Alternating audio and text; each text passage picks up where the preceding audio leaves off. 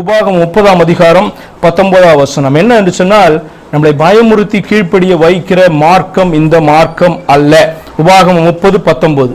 நான் ஜீவனையும் மரணத்தையும் ஆசீர்வாதத்தையும் சாபத்தையும் உனக்கு முன் வைத்தேன் என்று உங்கள் மேல் வானத்தையும் பூமியையும் இன்று சாட்சி வைக்கிறேன்.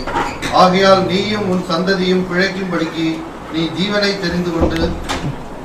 இதுதான் சத்தியம். என்னன்னா ஆண்டவர் சொல்றாரு, நான் ஜீவனையும் மரணத்தையும் ஆசீர்வாதத்தையும் சாபத்தையும் உனக்கு முன் வைத்தேன் என்று உங்கள் மேல் வானத்தையும் பூமியும் என்று சாட்சி வைக்கிறேன். ஆகையால் நீயும் உன் சந்ததியும் பிழைக்கும்படி நீ ஜீவனை தெரிந்து கொண்டு. இதுதான் பாத்தீங்கன்னா மெய்யான தெய்வம். ஏன் அவர் நமக்கு முன்பாக ஜீவனையும் ஆசீர்வாதத்தையும் தான் வச்சிருக்காரு. அவரு இப்ப மரணமும் சாபமும் எங்க இருந்தா வந்தது? மனுஷன் தெரிந்து கொண்டது. அப்ப ஆண்டவர் சொல்றாரு, உனக்கு முன்பாக மரணத்தையும் ஜீவனையும் நான் வச்சிருக்கேன் அப்படின்னு சொல்றாரு. என்ன காரியம் அப்படின்னு சொன்னா, மனுஷன் விழுந்து போனதுனால தெரிந்து கொண்ட காரியமும் அவனுக்கு முன்பாக இருக்கு.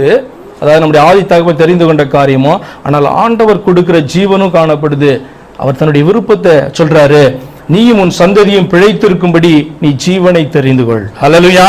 அப்ப இன்னைக்கும் கிறிஸ்தவ மார்க்கம் செய்கிற காரியம் என்னன்னா, சத்தியத்தை அறிவித்து இது சத்தியம் என்று சொல்லுமே ஒழிய உன்னை ஏதாவது பயமுறுத்தி உன்னை கீழ்ப்படிய வச்சு உன்னை ரட்சிப்புக்குள்ள நடத்துகிற மார்க்கம் இந்த மார்க்கம் அல்ல.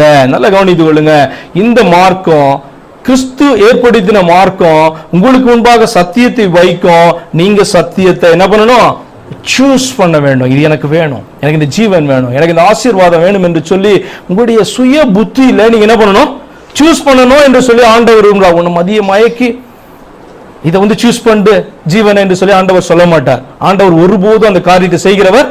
யோசிச்சு பார்த்திருக்கீங்களா? என்னைக்காவது ஆண்டவர் ஒரு மனுஷனுடைய இருதயத்தை தானே திருப்பணும் அப்படின்னு சொன்னா என்ன பண்றாரு? மேல உட்கார்ந்துட்டு அப்படியே எல்லாருடைய இருதயத்தையும் திருப்பி இருப்பார். அந்த காரியத்தை அவர் செய்யவே மாட்டார். அது அவருடைய இயல்பும் அல்ல. ஏன் அவருடைய இயல்பு அல்லன்னு சொல்றேன்? சுதந்திரமாய் சிந்திப்பதும் செயல்படுவதும் தேவனுடைய இயல்பு. அந்த இயல்பை மனுஷனுக்குள்ள அவர் கொடுத்திருக்கிறபடினால அந்த இயல்புல தலையிட மாட்டார். தூங்குறதுன்னா நீ நல்லா சந்தோஷமா தூங்கலாம், நீ பாவம் செய்யறதுனா உன் இஷ்டத்துக்கு செய்யலாம், கர்த்தருக்குன்னு பயந்து ஜீவிக்கிறதுனா நீ ஜீவிக்கலாம். அதுல ஆண்டவர் தலையிட மாட்டார். சொல்லிட்டே இருப்பார், நீ இதுல போனா இது மரணத்துக்கான வழி, இதுல போனா இது நான் விரும்புகிற வழி, இதை நான் அங்கீகரிக்கிறது என்று சொல்லி சத்தியத்தை சொல்லிக் கொண்டேதான் இருப்பாரு.